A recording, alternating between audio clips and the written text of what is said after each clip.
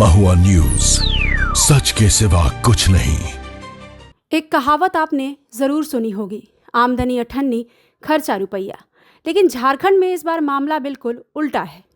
यहाँ आमदनी तो रुपया है, लेकिन खर्चा चवन्नी भी नहीं हो पा रहा। सरकार के खजाने में पैसा भर भर के आ रहा है, टैक्स की वसूली भी हो रही है, लेकिन जब उस पैसे को जनता के विकास पर खर्च करने की बारी आती है तो सरकारी मशीनरी की रफ्तार थम जाती है। आखिर ऐसा क्यों हो रहा है? आइए आपको आंकड़ों के जरिए पूरी तस्वीर दिखाते हैं। दरअसल वित्तीय वर्ष 2026-27 की पहली तिमाही यानी अप्रैल से जून 2026 तक के आंकड़े झारखंड सरकार के वित्त विभाग ने जारी किए हैं।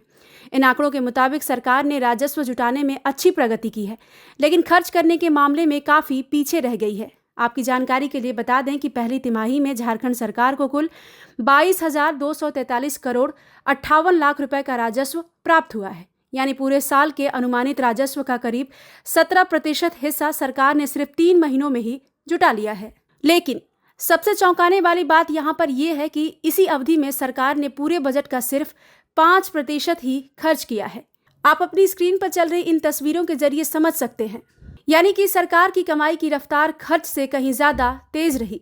अगर बात करें कि सरकार को पैसा कहां से मिला, तो तस्वीर और भी साफ हो जाती है, जिसे आप अपनी स्क्रीन पर चल रही इन तस्वीरों के जरिए समझ सकते हैं। इसके अलावा केंद्र सरकार से भी मिलने वाले करों में हिस्सेदारी के रूप में भी झारखंड को करोड़ों रुपए प्राप्त हो चुके हैं। दरअसल पूरे वित्तीय वर्ष 2026-27 के लिए झारखंड सरकार ने अपने करों से 46,000 करोड़ रुपए, गैर कर आय से 20,700 करोड़ रुपए और केंद्र से मिलने वाले करों व अन्य मदों को मिलाकर कुल 1,36,210 करोड़ 4 लाख रुपए राजस्व मिलने का अनुमान लगाया है।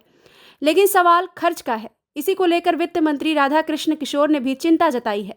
उन्होंने कहा कि पहली तिमाही में करीब 17% राजस्व संग्रह हुआ है, लेकिन विभाग सिर्फ 5% राशि ही खर्च कर पाई है। अगर पहली तिमाही में ही 15 से 18% तक बजट खर्च हो जाता तो पूरे साल में 90% से ज्यादा बजट खर्च करने का लक्ष्य आसानी से हासिल किया जा सकता था। वित्त मंत्री ने यह भी कहा कि अब सभी विभागों के सचिवों से बातचीत की जाएगी और उन्हें पहली तिमाही से ही योजनाओं पर तेजी से खर्च करने के निर्देश दिए जाएंगे, ताकि विकास कार्य समय पर पूरे हो सके। यही नहीं, वित्त मंत्री ने केंद्र सरकार से मिलने वाली सहायता राशि पर भी चिंता जताई। उन्होंने कहा कि पहली तिमाही में सिर्फ 126 करोड़ रुपए ही मिले हैं, जबकि पूरे साल में इसी मद में 18,273 करोड़ 66 लाख रुपए मिलने की उम्मीद है। यानी कि पहले से जो पड़े हैं उन्हें खर्च नहीं करना है, लेकिन जो नहीं मिला है उसकी चिंता मंत्री जी को खाई जा रही है, जबकि इन्हें अपनी जनता की चिंता होनी चाहिए, क्योंकि आज भी झारखंड के कई ऐसे गांव हैं जहां लोगों को पीने का पानी नहीं मिल रहा। कई गांव आज भी अच्छी सड़क, स्वास्थ्य सेवाओं और दूसरी बुनियादी सुविधाओं का इंतजार कर रहे हैं। कई इलाकों में लोग सालों से बदहाल परिस्थितियों में जीवन जीने को मजबूर हैं और सरकार के पास पैसा है, राजस्व भी लगातार आ रहा है, तो आखिर विकास कार्यों की रफ्तार इतनी धीमी क्यों है? आखिर बजट का पैसा समय पर खर्च क्यों नहीं हो पा रहा? एक तरफ जनता मूलभूत सुविधाओं के लिए संघर्ष कर रही है, वहीं दूसरी तरफ जनप्रतिनिधियों की संपत्ति लगातार बढ़ती जा रही है।